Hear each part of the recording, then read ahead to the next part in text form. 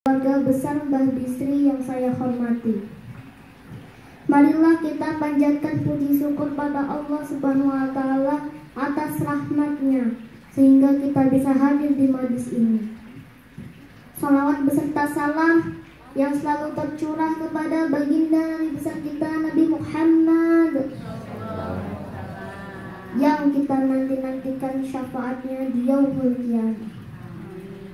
Amin.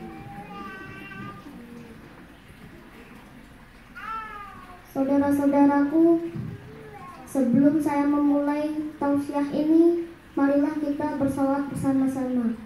Al-Faidah alal husnil abqa wal waladu tadawwa wa'tanaqa hasin ya rabbul lanal khuluqa tahirahu fala yahwi nazaqa Al-Faidah alal husnil abqa wal waladu tadawwa wa'tanaqa hasin ya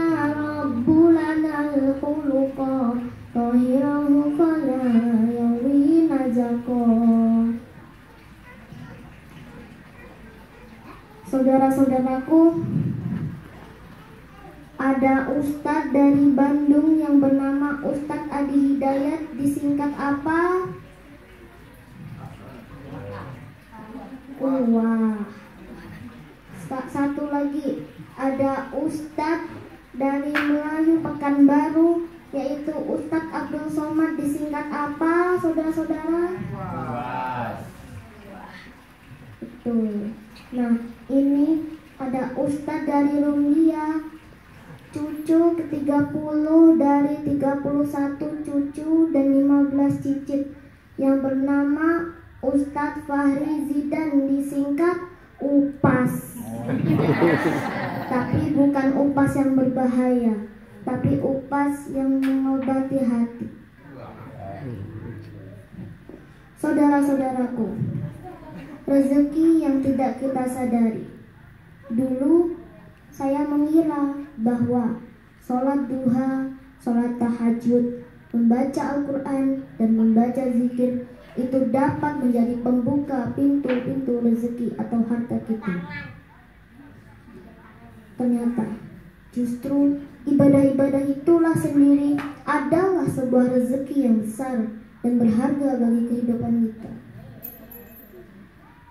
Sebelum ini yang saya tahu adalah rezeki itu adalah berwujud uang, gaji yang besar, orderan yang banyak, job yang banyak, banyaknya tabungan di bank, banyaknya aset yang kita miliki seperti kendaraan, properti, dan berbagai hal lainnya.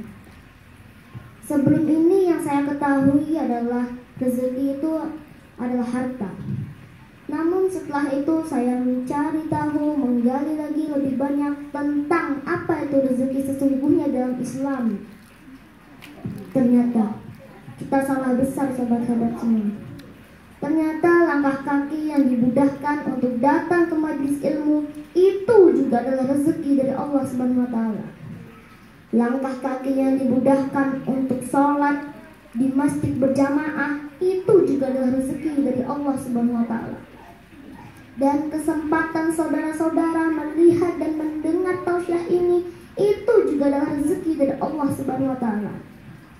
Hati yang dijaga dari sifat iri, dengki, dan kebencian itu juga adalah rezeki dari Allah Subhanahu wa Ta'ala. Mempunyai teman yang soleh dan saling mengingatkan itu juga adalah rezeki dari Allah Subhanahu wa Ta'ala. Mempunyai orang tua yang sakit-sakitan itu juga adalah rezeki dari Allah Subhanahu wa Ta'ala. Karena itu adalah ladang amal pembuka pintu surga bagi kita tulus ikhlas mengurus mereka. Bahkan hidup dengan keterbatasan, penuh dengan kesulitan, itu juga adalah rezeki dari Allah Subhanahu wa Ta'ala. Karena dengan keadaan itulah kita mencari Allah dan mendekatkan diri kepada Allah. Badan yang sehat itu juga adalah rezeki dari Allah Subhanahu wa Ta'ala. Bahkan badan yang sakit itu juga adalah bentuk lain dari rezeki, karena sakit itu adalah penggugur dosa-dosa kita. suami, istri, dan anak-anak sehat itu juga rezeki dari Allah Subhanahu wa taala. Anak-anak bisa bersekolah lancar itu juga rezeki dari Allah Subhanahu wa taala. Di dalam surat Al-Hadid Allah menyampaikan, "I'lamu innamal hayatud dunya la'ib." Sesungguhnya kesenangan di dunia itu hanyalah menipu, dan rezeki terbesar kita ketika kita bisa berjumpa dengan Allah Subhanahu wa taala yang menciptakan kita dan berjumpa dengan Nabi Muhammad sallallahu alaihi wasallam. Doa saya buat saudara-saudara sekalian, siapapun yang melihat dan mendengar ceramah ini, semoga dikasih tambahan rezeki dari Allah Subhanahu wa taala dan masuk surga bersama orang-orang yang kita cintai. Amin ya rabbal alamin. Saudara-saudaraku, anak yang soleh dan solehah itu juga adalah rezeki dari Allah Subhanahu wa taala. Saudara-saudaraku, mau bayangkan nanti bagaimana saudara-saudaraku dikubur? Mau bayangkan nanti bagaimana nasib saudara-saudara dikubur? Lihat anak sekarang. Kalau nanti subuh ada anak datang ke masjid, saudara sudah tenang. Tapi saudara-saudara sudah makin tua, makin sakit-sakit, makin jalan makin susah. Anakmu tidak pernah kau dapatinya di masjid. Rumahnya memang mewah, pintu-pintunya berlapis emas, proyeknya miliar-miliar, tapi tidak pernah kau dapatinya sholat subuh di masjid berjamaah. Tidak pernah kau dapatinya sholat subuh, tidak pernah kau dapatinya ngaji. Demi Allah, siap-siap kau sengsara nanti dikubur. Kan ada amalku Ustaz Fahri, ada pahalaku Ustaz Fahri. Berapa lama itu pahalamu? Akan habis. Berapa lama bisa bertahan pahala yang kita buat? Saya sholat Ustaz Fahri, tapi tidak bisa tambah lagi ketika saudara-saudara sudah dikubur. Saya puasa Senin Kamis Ustaz Fahri, tapi tidak bisa tambah lagi ketika saudara-saudara sudah dikubur. Saya umrah tiap tahun Ustaz Fahri, begitu saudara-saudara masuk kubur tidak bisa lagi umrah. Tapi amalmu yang bisa berlari terus, memproduksi terus, mengalir terus, nambah terus, meskipun kau sudah mati, adalah anak yang soleh dan solehah. Saudara-saudaraku, marilah kita simpulkan ceramah ini. Kalau kita mengejar dunia, pasti tak akan dapat. Kalaupun dapat, pasti tak banyak. Kalaupun banyak, pasti kau tak puas. Kalaupun puas, pasti tak kenyang. Tapi kalau akhirat kita kejar, pasti dapat.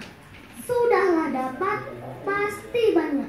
Sudahlah banyak, pasti kau puas. Sudahlah puas, abadi selama-lamanya. Betul apa betul? Saudara-saudaraku, sebelum saya mengakhiri tausiah ini, marilah kita bersalawat bersama-sama. Ya Rabbal Alamin, Ya Rahmanu Ya Rahim, Salli Rabbi Wassalim ala khairil mursalin. Allahumma antas salam wa minkas salam, tabarakta Rabbana ya dal jalali wal ikram. Allahumma antas salam wa minkas salam, tabarakta Rabbana ya dal jalali wal ikram. Saudara-saudaraku, marilah kita akhiri tausiah ini dengan membaca doa. Marilah kita membaca istighfar bersama-sama.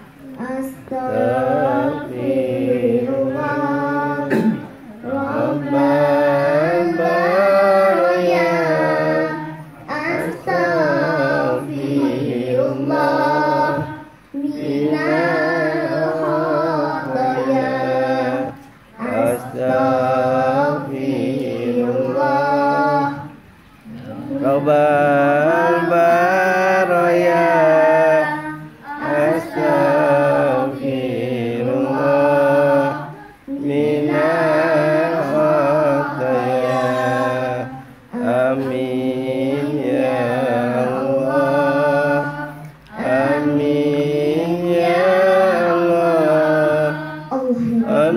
Ya Allah, ada seseorang yang datang di pagi hari dengan berbagai dosa, maka janganlah kau izinkan dia meninggalkan manusia, kecuali kau telah mengampuni segala dosa-dosanya. Ya Allah, jika ada seseorang yang datang ke majlis ini dengan kesalahan, maka janganlah kau izinkan dia meninggalkan majlis ini, kecuali kau telah menenangkan jiwanya. Allahumma ya salatu asy-syukur. Ya Allah, jika ada seseorang yang datang ke majlis ini dengan kesulitan rumah tangga, kesulitan pekerjaan, maka janganlah kau izinkan dia meninggalkan majlis ini, kecuali kau telah memudahkan semua urusannya. Dan berikan indah syafa'illah. Ya Allah, jika ada seseorang yang datang ke majlis ini, saudaranya, keluarganya, kerabatnya sedang menderita sakit, maka jangan kau izinkan dia meninggalkan majlis ini, kecuali kau telah menyebutkan segala dosa segala kesalahan. Amin ya Allah. Rabbana atina fid dunya hasanah wa fil akhirati hasanah wa qina Ya adzabannar. Rabbal Alamin. Ketupat kecemplung santen, menawi lepat nyuwun ngapunten. Wassalamualaikum warahmatullahi wabarakatuh. Waalaikumsalam warahmatullahi wabarakatuh.